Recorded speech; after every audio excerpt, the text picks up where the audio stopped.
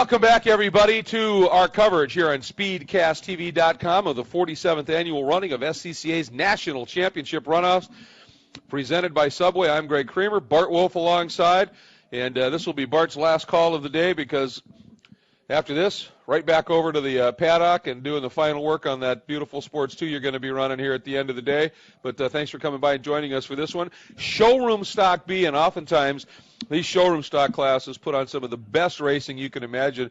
One of the reasons being they're full-fendered. Two, they're stock cars essentially. Close quarters racing is the norm. Rubbing, having fun going after it. This should be a show. And the variety of cars, too. It's right. Just really going to be enjoyable. V6s, 4 cylinders. It's really going to mix it up. It's going to be a good show there. You can see the cars on the false grid, and they are about to set off on the pace and parade lap, so we're getting close to getting this one underway. Again, Showroom Stock B. There's 2 Showroom Stock categories, B and C. It's just basically based on their performance potential, and these are the faster of the 2. And one of the interesting things this year is you see that yellow Mustang that's sitting on the outside. That was opened up in this category a few years ago to be able to run the V6. They run a little heavier weight, but they can run the V6 as opposed to the lighter sports coupes, if you will.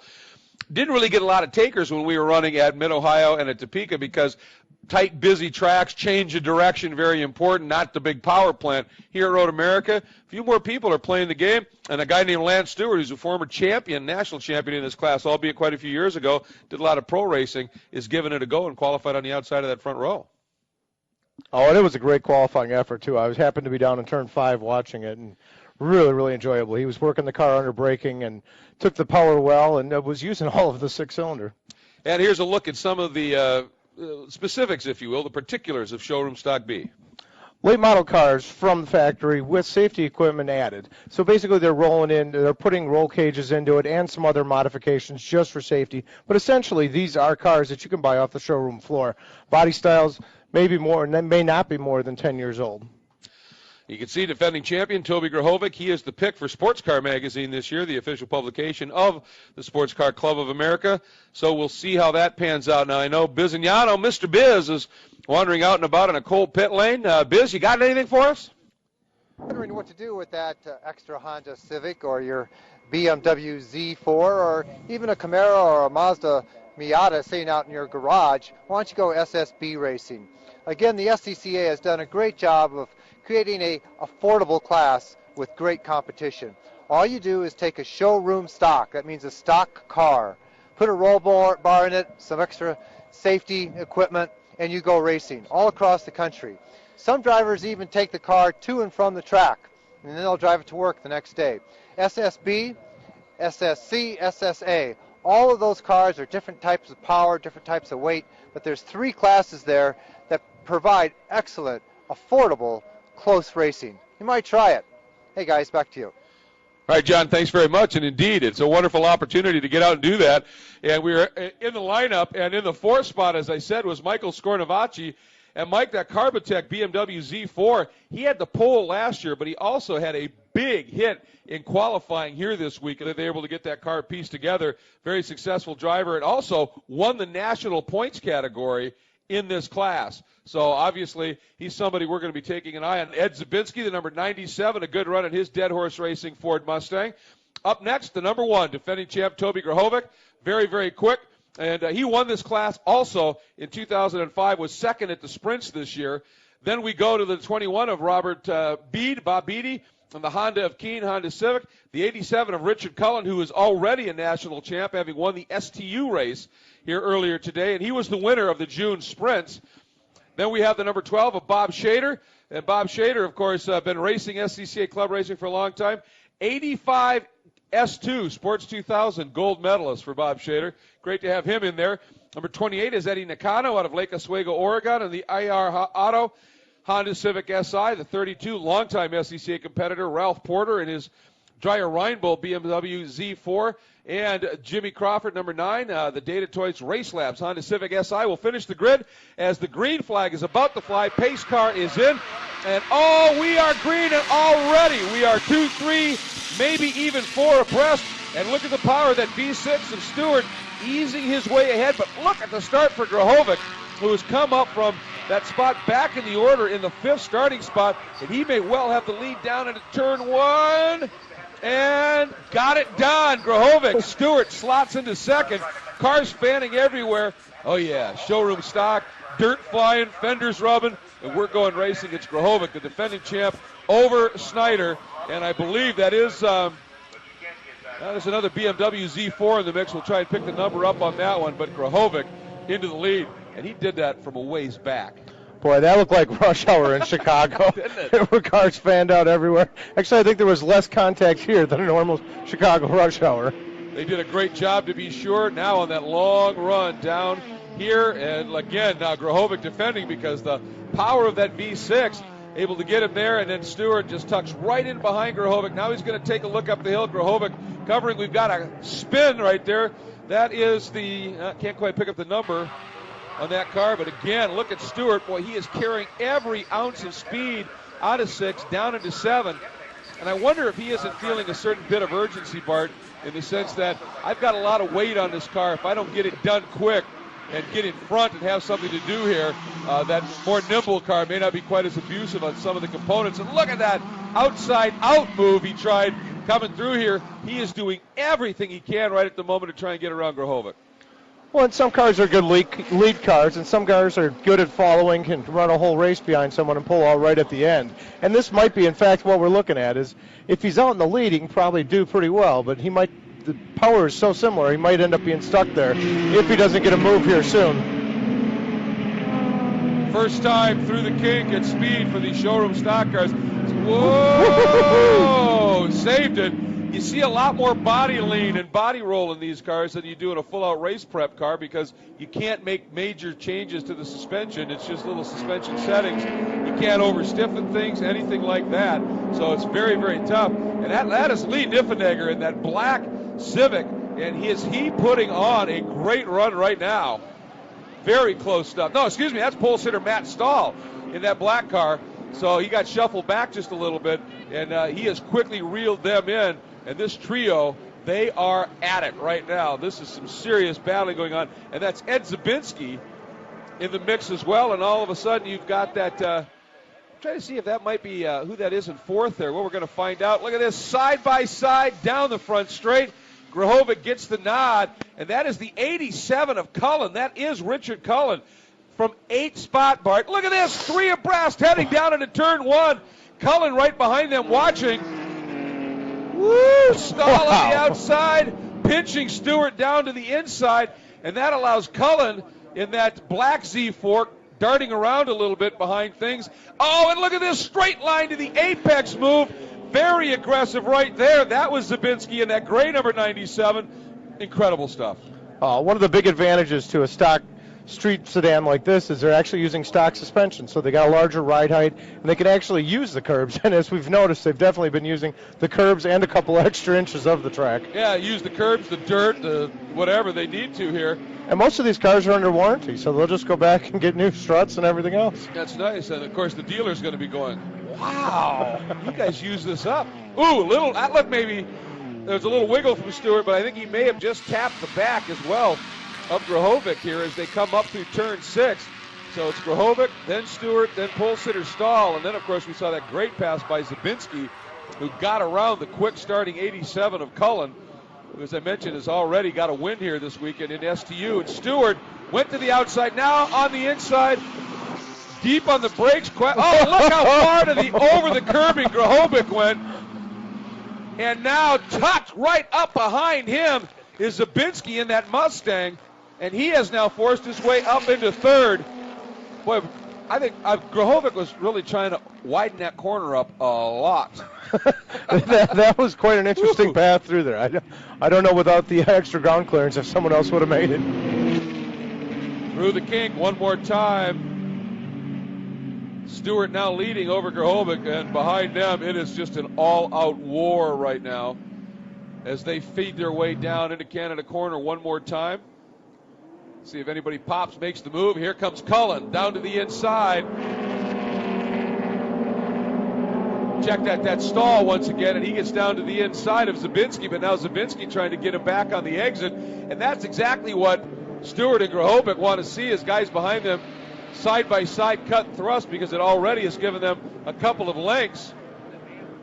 Once again, the 97 of Zabinski right in the mix.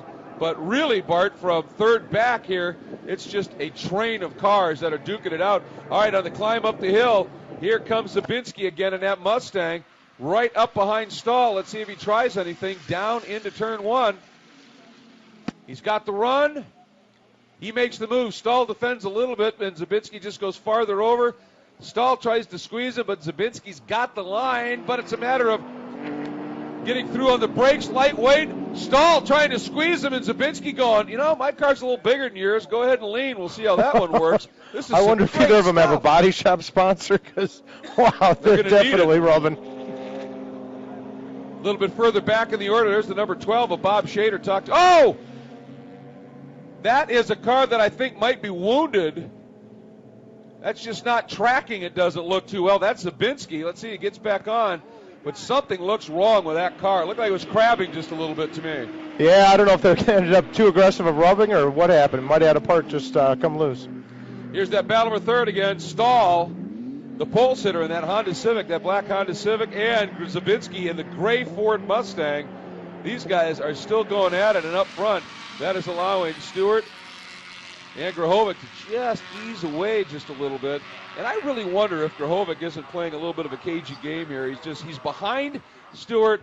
Hasn't really made a move to pass, but he's heaping the pressure on here and seeing if he can run those tires and brakes off of that Mustang. Well, and in the car, he definitely knows he's there, and he's going to be checking his mirrors every opportunity he gets. So he's going to have to stay on it. It's not a walk in the park right now.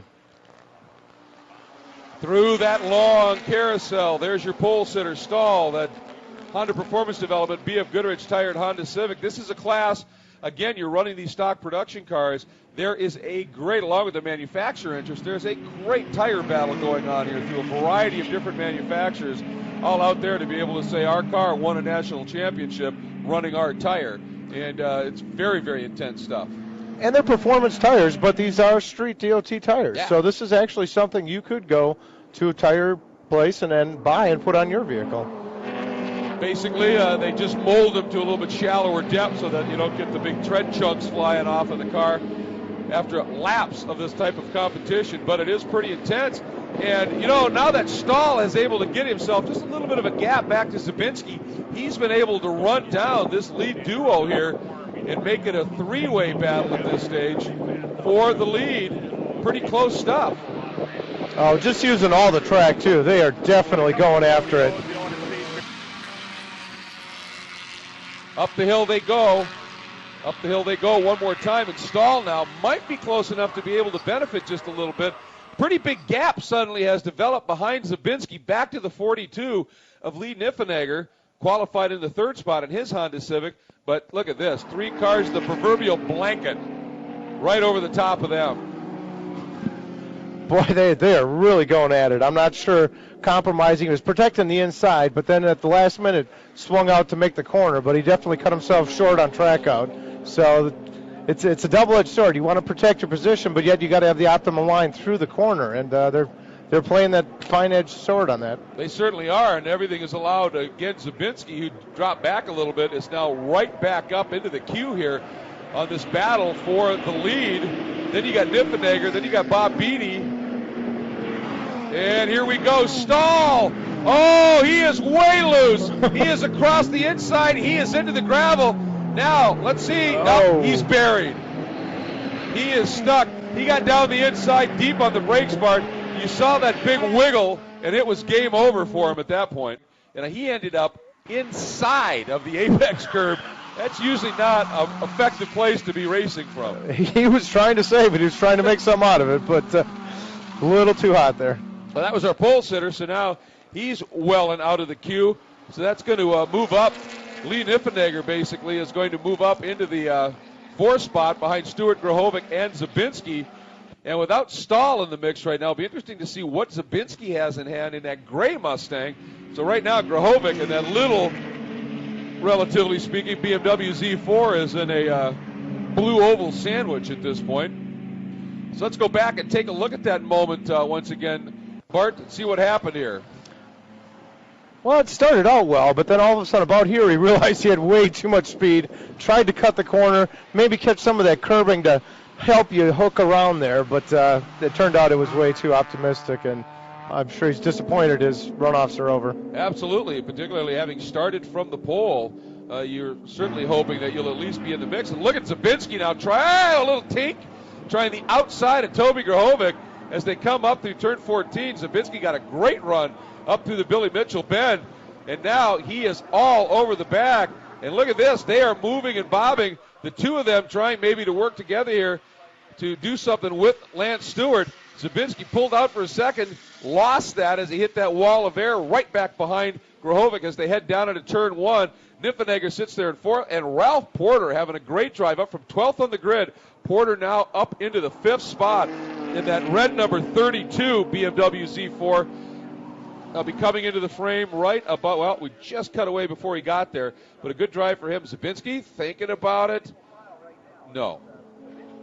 And then it's probably better just to stay back and get a run because you're going on to such a long straightaway going into 5. Maybe you set him up there because compromising that corner, chances are you're going to end up losing it in the draft coming down anyways. So carrying the speed out, I think, was a much better move.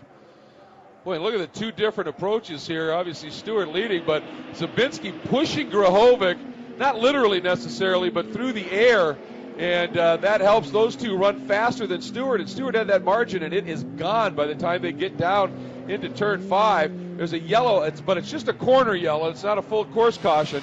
Yellow down there, well, that EV is off there trying to get stall moves, so you can't make a pass down there at that point, so it negates that anyway. So wise move there. Everybody just tuck back into line, and hopefully they'll get that vehicle out of there fast because that is one of the great overtaking areas here. Oh, and another props to Road America's safety team. Boy, if you saw it in that picture, they are not that far off of the track, and we're still staying green. So great job with the competitors, honoring the yellow flag, and for the safety team actually putting themselves in harm's way to keep this great battle going. Yeah, you want to respect those guys that are out there in those suits dealing with those cars in the target zone, so to speak. And look at that. That was interesting. Grahovic entering the carousel was all over the back. Looked like he had a great run. But from about midpoint of the carousel out, Stewart, they've got that Mustang, and so does Zabinski. Those things are hooked up. Did you notice that? All three of them are tapping their brake lights. What's happening there is when they use the rumble so much, the pucks on their calipers will actually knock back, and they're resetting their pads. So when they come into the hard braking for 12, the pedal's there. It's not going to go to the floor. Yeah, there's nothing like whistling into Canada Corner and hearing thunk as your foot hits the bottom of the footwell, and there's no brakes there. So, everybody being very, very obviously tuned in to what the car is telling them right now. You've got to do that. And like I said, with all the body roll, all the weight, they're under tired, there's good power. You use these things up just a little bit. And the drivers that are super successful in any form of racing, but certainly in showroom stock, are the ones that can feel everything that car is telling them at this point. And once again, you saw Zabinski giving Grahovic a little bit of a run, and Stewart said, no, they're too close this time. I better move over to that wall and defend a little bit. And it was a wise choice by the very savvy veteran as he watched. But look at that move. Grahovic deep on the brakes, sweeps the outside, picks up the lead. Stewart slots into second now with Zabinski still third. Niffenegger coming as the 4th spot, and Porter continues his great charge now solidly in the 5th spot. Well, we'll see if he can hold them off down the long straightaway here. It seems like the Mustangs have a little bit of leg, but obviously the toe is definitely playing a factor in this. Oh, without a doubt. And, I mean, it was that BMW obviously awfully good on the brakes. He's able to get very deep down in there. Now we'll see what happens as Stewart does get that run just a little bit, but Grahovic has just enough in hand, and then he can use those BMW brakes, that little lighter weight car, to get a little bit deeper in. But I'll tell you what, Lance Stewart gets from midpoint of 5 out. He really has that corner figured. Oh, it looks like it. He really, really is carrying some speed. And, wow, using all the track again. Knocking those pucks back, as you pointed out. If we get a shot coming down into 8 instead of coming at us, you'd probably see them pumping their brakes again, resetting those pads. And he is darting and moving around behind Grahovic. And that's pretty amazing, too, is if you realize the battle they're in, obviously we're watching that, but then to remember to reset your brakes because you're knocking your pads back. You forget one lap, and it's real easy to be off in 12, It gets 14, ugly. any one of the gravel tracks. It's ugly in a hurry, you bet. So they're really busy in there. Grahovic hangs on to it, but, well, I'll tell you, Stewart, surprisingly good. They have got that Mustang, and Zabinski right with them. They've got these slightly bigger cars, a little heavier, handling superbly. Niffenegger comes through. There's Porter with Bob Shader, those two BMW Z4s. Coming up from a little bit deeper in the pack, Porter from as far back as 12th up to where he is. So a great drive there into Canada corner. Grahovic in that orange and blue BMW. Stewart in the yellow Mustang. Zabinski in the gray Mustang. Stewart ran a little wide there, and that time it looked like it definitely robbed him of a little of that momentum that he had. And he lost a couple of quick car lengths to Grahovic, and that allowed Zabinski to just plant right on the back. So this should be interesting up the hill to see what happened. But again, Stewart very quick through 14 and made up a lot of a chunk of what he lost there on Grahovic, and he's closing on the climb up the hill. It looked like from apex out, he really puts down the power well and shoots out of there. Actually, I think that might be one of the things that's going to help him. Yep, they've got that thing hooked up, and acceleration out of these turns. And everybody talks about the straights here, but you got to get onto the straight with every bit of speed you can. And that car is hooked up coming out of the turns. And of course, it's got some nice torque as well in those V6s, and so he's driving it beautifully. So right now, he took a look, couldn't get anything done there. So we're going to take a very quick break, but we will be back with coverage of this superb Showroom Stock B race in just a minute. The 2010 SCCA National Championship Runoffs, presented by Subway, is brought to you by Mazda, Black Magic Car Care Products, and Gum Out.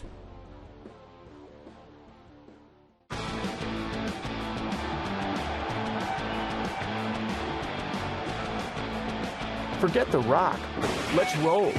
Follow your inner driver to the all-new 2011 Mazda 2. It's Zoom Zoom. Concentrated.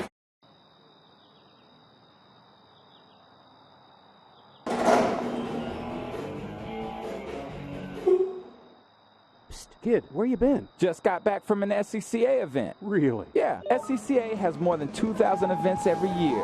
Serious? Go to SCCA.com and find people in your area that drive fast and get their hands dirty. And you don't have to be a supercar to compete. So I go to SCCA.com, sign up, and I can start competing? It's that easy. We are back, the national battle. Right there, your three medalists. They are out and clear of everybody else at this point, and there is nothing between them. A couple pieces of paper, and that's about it. Lee Niffenegger sitting in that fourth spot in that gray Honda Honda Civic, hoping that maybe something happens up there, that one of them makes a little mistake and allows him to get right back into things. And actually, he's closed it up just a little bit. But what is impressing me here a bit, Bart, is the fact that we are now approaching halfway in this race, and those Mustangs still have not lost a thing to that lighter BMW. These guys are driving beautifully, and they've obviously got those cars hooked up, and Toby Grahovic finds himself in front, but it's certainly by no means comfortable. They certainly haven't fallen off nearly as much as I thought they might with the extra weight, and quite amazingly, I mean, they get a pretty good putting the power down and shooting out of the corner. It's really turned out to be a heck of a battle, considering there's two different manufacturers there. Yep, and then, of course, you got Niffenegger, and then here comes Porter and Shader, and right behind them comes Bob Beatty. Bob Beatty is an awfully experienced driver. He's done a lot of racing and Showroom Stock Pro competition as well, as Stewart has in the day. And Toby's done a bit of that himself. But look at this move by Zabinski. Wow, what a nice job. As you can see, Stewart got in there, was thinking of trying to do something with Grahovic. Just opened the door up, and Zabinski gets them both. Oh, man, he dove down, got underneath Stewart. And then as Grahovic opened the door, exiting two, Zabinski just went right down the inside, got a tremendous run into and out of one to be able to do that going into three. Boy, and that pass was set up coming out of 14. Boy, the front two runners kept moving over, blocking each other, scuffing off speed. He just stayed there nice and straight, ended up getting a good run into one, and boy, he's doing a great job with it now. Had to go full defensive here to stop Grahovic from trying to move down the inside. Did that. You know, Lance Stewart he has tapped the back of Grahovic's car about 4 or 5 times in the last couple of laps, just letting him know he's there, trying to force the issue here. And I think Toby realized right there, he's gonna just drive into the side of me here if I don't open that up a little bit. and let him get through. That's going to light the fuse for Grahovic, though. Well, and we're only halfway through, so Yeah. they're just warming up, I think. It's one thing to give you the odd tap now and again in close quarters. You almost expect that in these cars. But to start nudging you out of the way and fender you up like that, that's going to get the ire up for Grahovic a little bit. This should be a lot of fun. But look what it's done. Lee Niffenegger, all of that exchange now, he is right in the mix once again. And let's go back and take a look at that pass by Zabinski. And you called it, Bart, out of 14, and here it started. Oh, yeah, they're moving around there, a little tap. Just carrying momentum. Took a great line through there. Probably scuffed off a little bit of speed dropping those wheels and bringing it back. And he just had a perfect run into 3. I thought he was a little bit late on the brakes there, and I was surprised he made it. But, boy, he must have been saving some in reserve. Yeah, it was pretty spectacular stuff. And all the while you saw that Stewart and Grahovic, that little bit of a tink here, a nudge there, and finally opened it up just a little bit once again, and that has allowed Zabinski. That's about as big a lead as we've seen in the race thus far, and of course we're talking like 5 car lengths maybe. It's certainly been tight, and the amount of wheels they're dropping off, I don't know if they're sponsored by Safe Flight or whatever, because, boy, the dust they keep kicking up every corner. And Niffenegger just thinking maybe I'm not out of this one just yet here. As we come up the hill, we'll be completing lap 8, so 5 remaining here, and Zabinski, take a look at these times as he comes by. Well, of course, he's going to have a very fast lap because he wasn't involved in all of that battling. A 2:43 flat to a 2:44.2 and a 2:45 for Grahovic, to 2:44.2 for Stewart. And that is what has allowed Niffenegger to come right back into things, as he was the second fastest car on that last lap, as they now, through turn 1 and making the plummet down into turn 3, that little bend there is sort of called 2. And it's you sort of straighten that out a little bit, then drift to the outside. There is a good look at the 42 of Lee Niffenegger as he comes in, the 2008 champion, won it from the pole. He is the winner in the Southern Pacific Division this year, and you can see why. Some very, very solid racing he's putting together here, as these guys now, call it 4 cars really, are heading down in this battle. Then behind them a little bit comes the red BMW of Porter and that beautiful blue one of Shader, as they're working on, they're battling for 5th spot at this point. And Niffenegger just continues, just chips away at it, gets closer all the time. And I got to keep reminding myself that these are street cars. They look full-blown race cars. Don't tell them, because yes, exactly. Boy, they're putting on a heck of a show and absolutely racing great. And Bob Shader just made the pass on Porter down into 5, and we just caught it at the exit, and he had already made the pass stick. So the blue Z4 of Shader is around on Porter, and that little exchange is allowing Bob Beatty in that black number 21 Honda of Keene Honda Civic SI to join this battle as well. And they're coming up. Shader out of turn 8. Porter, big slide. Boy, he is carrying every ounce of speed, hanging on to it. And Bob Beatty, much like Niffenegger, is just chipping away at these guys and closing in. There's a good look at Ralph Porter again. Started, qualified 12th with Skornavaki not being able to take the green. Started 11th, but still in all, been running up as high as 5th. It's a great drive in these very closely paced cars. Well, you can see as they start battling, the lines get a little bit skewed. You start blocking a little bit. You're scuffing off just that little bit of speed. But in cars this close, it really, really makes a difference and has allowed him to pull up. Momentum. I mean, that's everything. Look at Porter now. He's going to swing out, but I think he may have actually swung out too far. That's going to slow him up getting out of 12. Although Shader took the bait, didn't he? Boy, Shader must have been looking in his mirror, saw Porter, and just that little bit maybe of indecision got him a little late on the brakes. And if Porter hadn't made that turn with such a tight radius, he may have had the speed to be able to try something coming out. But now let's see what he can do. Oh, again, Porter a little sideways, but Shader runs wide once again. Porter, but again, look what that's done for Bob Beatty. He is now in it. I wonder if Shader's just off of his rhythm a little bit. It seems like he just get a little bit here and there. All of a sudden he's dropping wheels left and right. Hopefully he can pull it back in and concentrate and start putting some good laps in again. Well, we were talking about that, and I was just about to talk about momentum and how important that is in any kind of a car that's underpowered for its weight in terms of race trim, and certainly any showroom stock car is by just the design of it, that momentum. Once you lose it, it takes you a while to get it back, and somebody else that keeps it is good. But that rhythm thing you're talking about, that's big too. Yeah, and it's so tough. It'd be nice to be able to flip a light switch and go, okay, I need to get back into rhythm. And sometimes the harder you try, the more frustrated you get. So you really need to just take a deep breath, try to, in the midst of this heated battle and extreme speeds, get your wits back about you, get absolutely 100% focused, and get back after it. That's one of the things in the driving schools, and obviously you do a lot of driving instruction and coaching as well. But I've heard it, numerous times in schools that I've done. They said, ironically, sometimes when that happens and you get out of rhythm, and then if you just try and just charge things and I got to get faster, go after it. As you said, you get more off your game. It's slow down, go faster. And just back off a little bit, get that rhythm back, then start approaching things again. Yes. That's so true. It's so easy to say and so difficult to do when you're in the car. I remember one time I was really trying to put a lap record in, and he was going a little bit deeper everywhere, hitting the brakes later, and obviously missed it. And next lap through, I just took it easy and ended up being a second quicker. It's amazing how that works. Amazing how that works. And I'll tell you, by the way, folks, if you've never done a driving school, I know Skip Barber, obviously there's lots of driving schools around the country.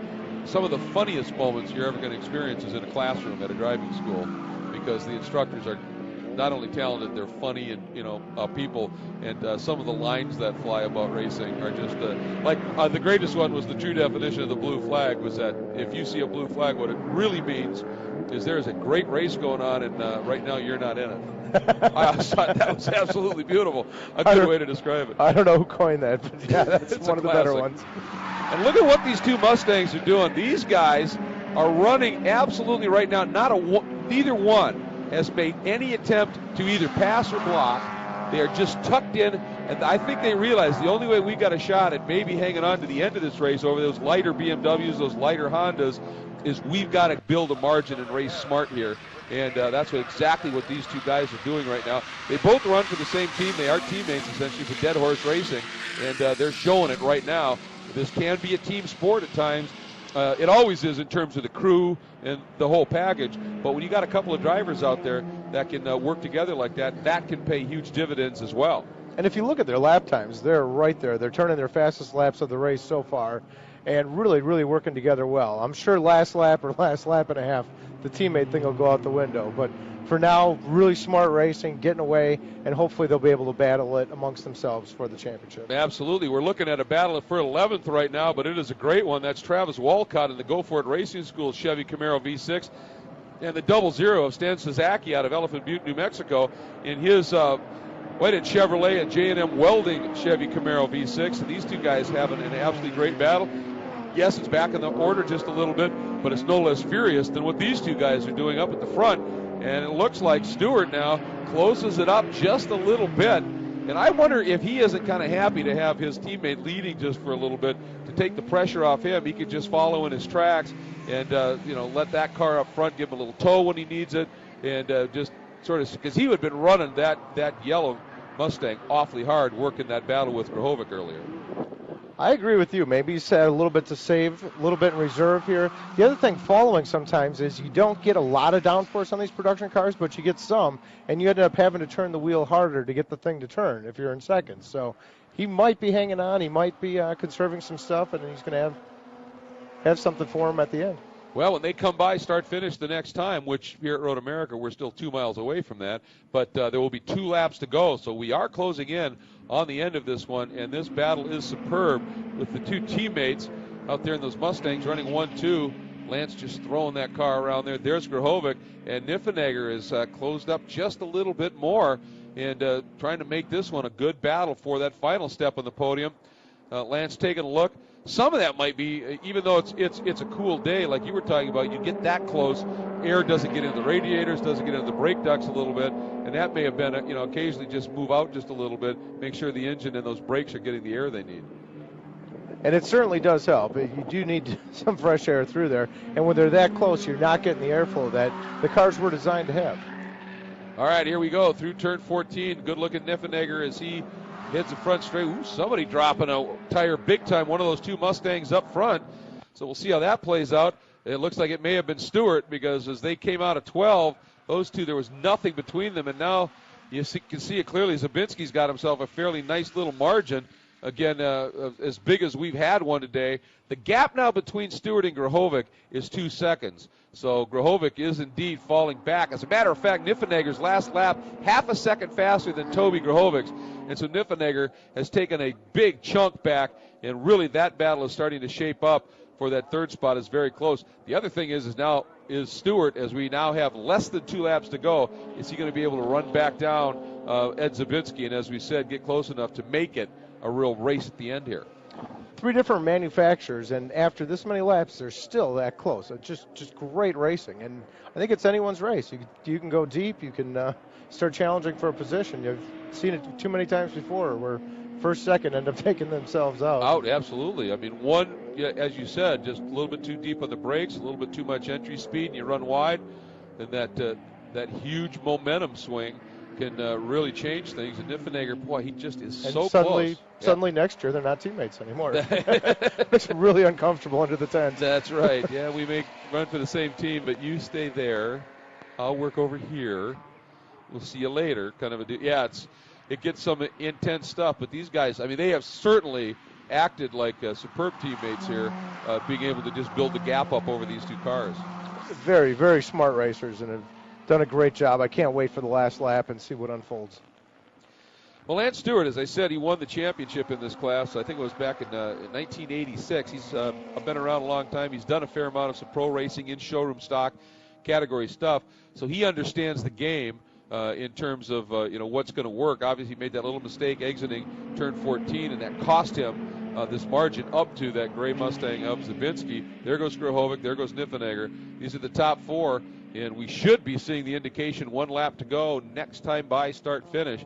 But you can see that margin from Niffenegger back to 5th place Porter is a big one. These 4 guys have broken clear. This one is down. It'll be settled between these 4 guys. And it really looks like Niffenegger's car is coming to him. He's not getting as much roll. The car looks really, really planted. He might indeed have something for him. And Stewart has taken a little bit back again of what he lost to Zabinski. Here comes Porter and Shader. Boy, this battle has been superb for the 5th spot. They've continued to lap fast enough that Bob Beattie has just not been able to catch them and really get involved. He had closed up a little bit after they had a couple of side-by-side moments, but now Porter has reclaimed it. But you can see Shader is fighting hard. Zabinski comes by start-finish. We're on our last lap. Final lap in pursuit of a national championship here in the Sports Car Club of America for Showroom Stock B. And there's that battle for that final podium spot. Grahovic, last year's champion, the defending champion, has it. He's got Lee Niffenegger. And I think Niffenegger continues to close up. He may just surprise somewhere on this last lap. Oh, just very neat and tidy. He doesn't need all the track. The car really looks stable and planted when he's coming through there.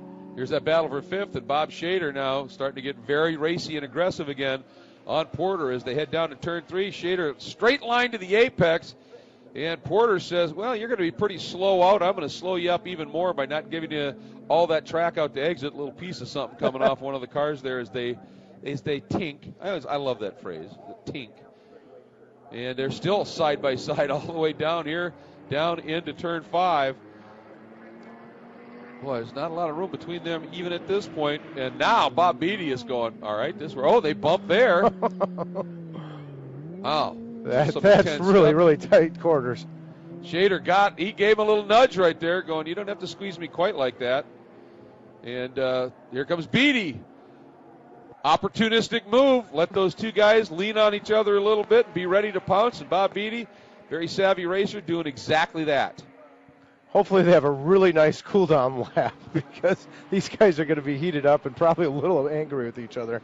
This is going to be interesting. And, of course, we got that great battle for the lead as Shader tries to move here down into turn 8. But our leaders now are going to be heading into the final few corners of the track. There they go.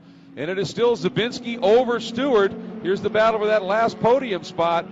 Grahovic and Niffenegger. Oh, and some traffic. But that car pretty wise, realizing that this is that battle coming through. The flagger's doing a great job with blues and letting them know. And right now, Lance Stewart has never been able to get quite close enough to Zabinski after that little bobble Stewart had out of 14 to be able to take a run at him. And we'll see if Niffenegger's got anything in hand for Grahovic here. Last time up through Billy Mitchell Bend, turn 13. Here we go, into 14. About ready to make that final climb up the hill. It's all down to this turn. Zabinski, absolutely perfect line. This time same for Stewart. So I think Zabinski's got this one. Be interesting to see what happens for third. Zabinski coming up the hill. Double checkered flags are flying. Beautiful drive. Ed Zabinski out of Stockbridge, Georgia, puts together a phenomenal run. And at the end, he did it. Lee Niffenegger getting the run out of turn 14, able to come up inside of Toby Grahovic and steals away the bronze medal in the last corner in the run up the straight.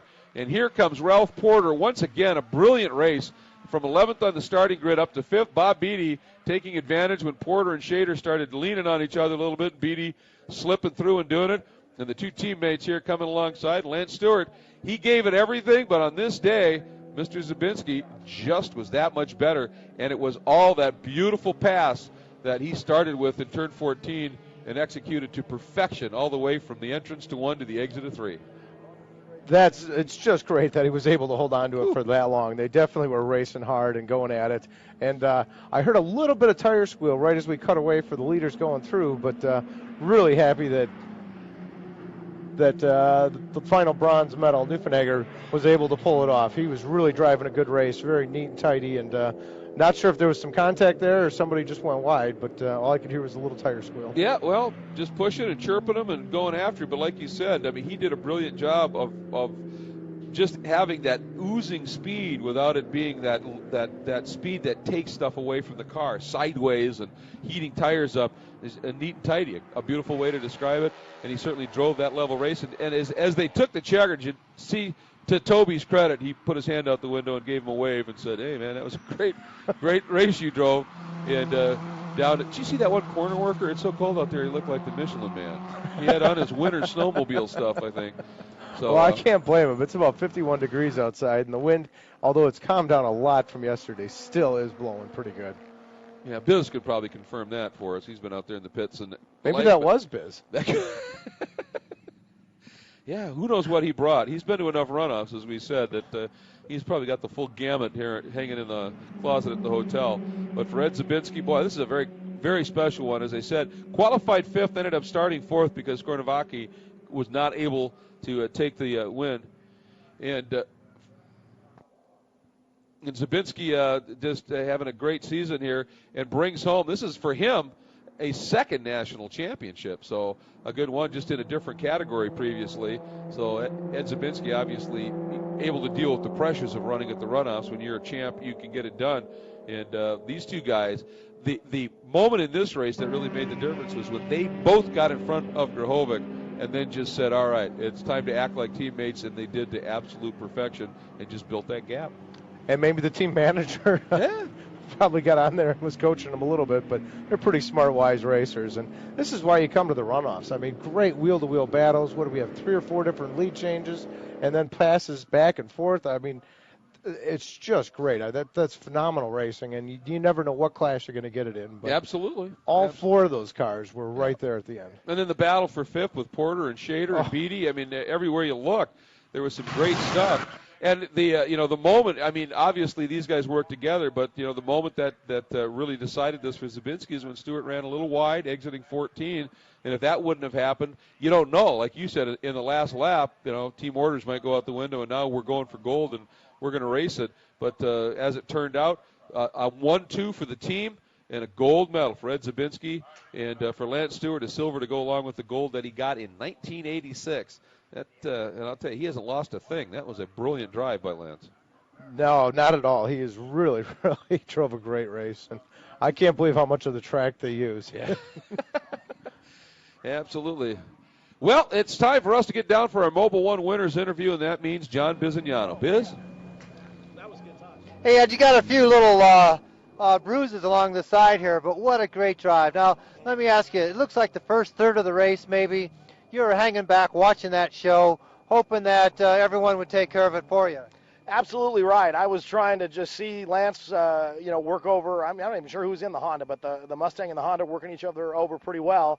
And I was trying to, sort of sit in the catbird seat and see if they made some mistakes or slowed each other down. And then I had an opportunity down in one. It was just an easy slide on by sort of deal. Oh, now, wait a minute. Didn't look that easy slide on by, buddy. You went from third to first between 1 and 3. Yeah, I did. It was I got down to the inside, and they'd slowed each other down on the entry. They both got very wide, and I was on the power earlier, so I carried that momentum down past them. You're right. They didn't make it easy. I think I've got the scars to prove it. But it was a good racing move, and I think it was just really fun to be watch that show because they were having a great battle. I mean, they were having a great race. I got in the back of my mind, thought, I might inherit this, but I'm glad it worked out the way it did. I'll tell you, that was a fun race. No, you earned it. And then when you got out in front, they couldn't catch you. I mean, you had your mirrors full, but you were able to maintain that lead. Sometimes it's harder to lead than follow. Oh, absolutely. And I think Lance actually was closing on me. I think he had a better car than I did. I started picking up an understeer about the time I got in the lead, and I was having to baby the left front tire pretty good through the carousel. So he would close on me in spots, but I just focused on getting a good run out of the last turn, so I had him on the straightaway and a good run out of the carousel and flat through the kink in this car. So that's what I focused on, and that seemed to pay off. Well, let's go. Congratulations. Let's go talk to your teammate and see what he says about all that. The beautiful yellow car that led this race at some points, but Lance, I'll tell you, just a terrific drive, buddy. You gave it everything you had. You look like you were enjoying yourself out there, but a lot of mixing it up, too. Yeah, I got to tell you, it was one of the best races I ever had. I'm glad if I didn't win, one of my dead horse racing teammates did. Ed did a great job. I was running Goodyear tires here, and I'll tell you what, they were awesome. It was faster every lap. I really appreciate, I want to say Dave, Steven, I want to say thanks to my wife, Brenda. This Ford Mustang, man, what a great piece. This car is unbelievable. I mean, you were just right behind him. I mean, you led this race. You had the BMW beaten from time to time. He was all over you, but there was nothing you could do at the end here. He just, where was he getting away from you? You know, we were so close. About 3 laps from the end, I got back up to him, and I gummed up 13, and he gapped me, and I just didn't have enough to get back to him again. It was that close. The cars were so even. Congratulations on a great bronze medal. And then number 3 driver, I'll tell you, finished third bronze medal for Lee. I want to say maybe you drove the smartest race of anybody out there because you kept out of trouble. Your car looks perfectly fresh all the way around, but in that last 100 feet you did what you had to do for third. Congratulations on a great bronze. Thanks. I mean, it was a kind of a messed up start. I got shuffled way back, and it was everything I could do to hang on to the 3 leaders. They were in a draft. I was all by myself. I couldn't believe I could keep up at all. And then I knew I'd only have one shot at Toby, and I kind of set him up as best I could. I feinted inside and then moved back out and tried to get power out of the corner, and it worked. I mean, it could have only been a few feet. Coming up this hill, did you know you had him out of the last turn, or when did you know that you had the momentum to go by? I had no idea if I was going to be able to hold him because the BMWs have a little bit more grunt than we do, but I just had the momentum, and it carried up. I mean, if the finish line had been further up the straightaway, where we hit 5th gear, he would have been back by me. But hey, listen, congratulations on your bronze and a great drive. Thanks. All right, guys, SSB, once again, fantastic show. Indeed it was. It was a great one to watch, a great one to call, and for Ed Zabinski, it's a great one to win as he's heading around on that well-earned lap of honor. And we think it's worthy, and I'm sure you would agree, Bart, that we take another look at that double pass he put on as he went by both of those cars between 3 different corners on this track. It was executed to perfection, and here it is. And like you said, he just had momentum and kept it going. And boy, it was really amazing to get one car, let alone get 2 and for the lead. And then he just drove away. It was a great piece of driving. Like I said, I thought maybe got a little bit deep in there, and I was looking for him to slide off track, but certainly did not. Had it under control and just drove a great race. Absolutely phenomenal. And think about it, folks. As we said, these are production cars, showroom stock, right off the showroom, just with safety stuff. So by the rules of the class, they're under-tired for their power and their weight, and they're flat through the kink in these things. And that says something about these drivers, to be sure. So here are the unofficial results in Showroom Stock B. Zabinski getting his 2nd gold medal on the heels of a gold in T1, which will be coming up tomorrow. That category will be racing tomorrow. He won that in 2008. Lance Stewart, his got another medal here. It is a silver this time. He won the gold, as I said, in 86. Lee Niffenegger, a bronze. Toby Grahovic, right in the hunt the whole race. That great battle, 5th, 6th, and 7th between Porter, Beatty, and Shader. Then Nakato, Crawford, and rounding out the top 10 is Taki. Stephen Otaki, and then behind them we were watching a battle that was a little bit further back between the number 4 of Travis Wolcott and Stan Suzuki in the 00 in their Chevy Camaros that are running in that V6 trim, and they put on a great show as well. Everywhere you look today, there was some great racing going on in this category, and for all the fans that are here and everybody watching this one, it was superb. And it ended up that Suzuki got back in front of Wolcott and ended up taking that 11th spot. Then Rajoli Stahl, who, of course, ended up in the gravel for an awful long time back in the order. Richard Cullen, not exactly sure what happened to him, but as we said, he won the STU championship yesterday and was going to be a player, had a very strong qualifying run, won the sprints here, as a matter of fact. Really figured he was going to factor into this one and had a problem very early in the going. And then Skornovaki, after the big wreck he had in qualifying, not able to start. Pratt Cole and Chris Waterman not able to come out and run either. So there were some problems there. But up front, there's no question about it. It was a superb battle. Oh, what a great class, too. If you could see the camaraderie between the teammates and everyone there, just had smiles on their faces and said, sometimes you end up second, third, fifth, eighth. You still might have the best race of your life. You don't always have to win to just have that great race, and it looked like great racing throughout the pack. That's exactly what Stewart said. I mean, he's done an awful lot of racing over his years, and he said this is one of the best ones I've ever driven, best fun I've ever been involved in. Didn't involve a win. It just involved some great competition. The 2010 SCCA National Championship Runoffs, presented by Subway, is brought to you by Mazda, Black Magic Car Care Products, and Gum Out.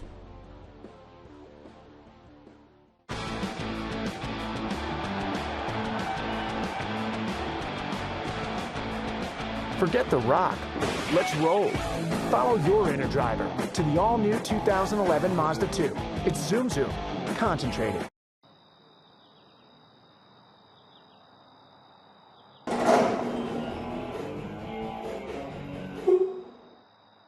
Kid, where you been? Just got back from an SCCA event. Really? Yeah, SCCA has more than 2,000 events every year. Serious? Go to SCCA.com and find people in your area that drive fast and get their hands dirty. And you don't have to be a supercar to compete. So I go to SCCA.com, sign up, and I can start competing? It's that easy.